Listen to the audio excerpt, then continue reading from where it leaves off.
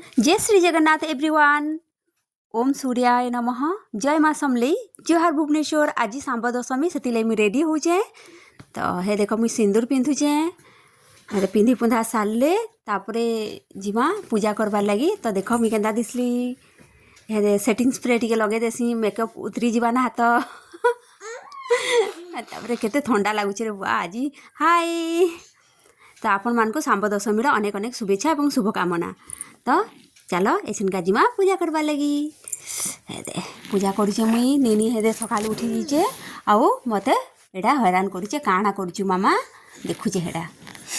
तो आपण मैंने पूजा कर सारे न। तो केते 8 बजे भितर पूजा करवार थिला कहीं तो मुझे यहाँ बड़े पहरु उठी करी सकालू सकालू यहाँ पूजा करुचे। आउ साड़ी सुड़ा ना पिंधि पार्ली न टाइम ना है तो ड्रेस पिंधिकिना पूजा कर नौचे।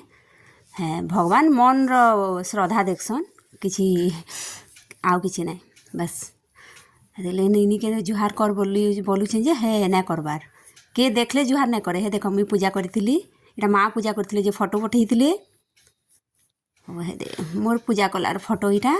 तो like share subscribe tata bye bye.